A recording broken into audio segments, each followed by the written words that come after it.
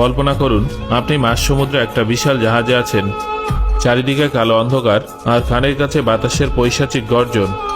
হঠাৎ সামনে থেকে জেগে উঠল এক সুউচ্চ অট্টালিকার সমান দানবীয় ঢেউ, একটা মনস্টার ওয়েভ। ক্যাপ্টেনের চিৎকার শোনা গেল, হোল্ড টাইট। কয়েক হাজার টন ওজনের জাহাজটা খেলনার মতো বাতাসে লাফিয়ে উঠল এবং সশব্দে আছড়ে পড়ল অতল গহ্বরে।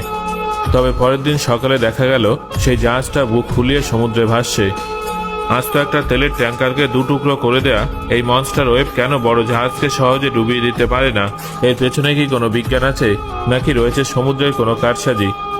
সেটা জানার জন্য ভিডিওটা শেষ পর্যন্ত অবশ্যই দেখুন। তাহলে চলুন শুরু করা যাক।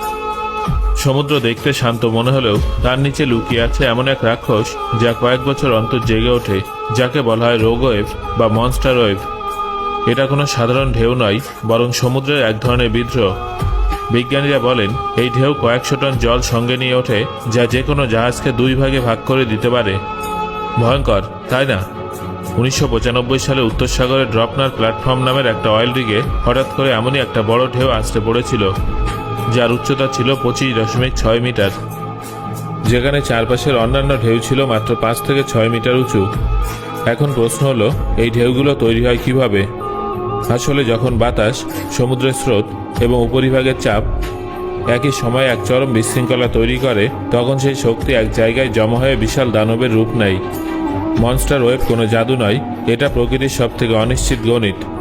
আর এই অনিশ্চয়তা একে এতটা বিপজ্জনক করে তোলে। অনেক সময় স্যাটেলাইটও এগুলো আগে থেকে ধরতে পারে না, কারণ এগুলো মাত্র কয়েক মিনিটেই তৈরি হয়, তারপর অদৃশ্য হয়ে যায়। একবার ভাবুন, এত শক্তিশালী ঢেউকে হারিয়ে জাহাজগুলো বেঁচে ফেরে কিভাবে? কোনো বিশেষ ডিজাইনকে এদের টিকে থাকা শক্তি দেয়, নাকি মানুষ সত্যি সমুদ্রকে জয় করতে শিখে গেছে? এটা আমাদের পরবর্তী গল্পের রহস্য।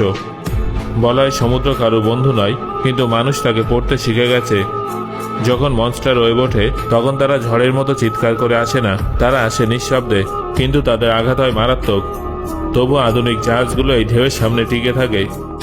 এদের টিকে থাকার শক্তি হলো ইঞ্জিনিয়ারিং, ফিজিক্স এবং মানুষের সাহসের এক অপূর্ব সমন্বয়। প্রতিটা জাহাজের ডিজাইন এক অদ্ভুত ভারসাম্যের উপরে টিকে থাকে, যাকে বলা হয় বুয়েন্সি স্টেবিলিটি সিস্টেম।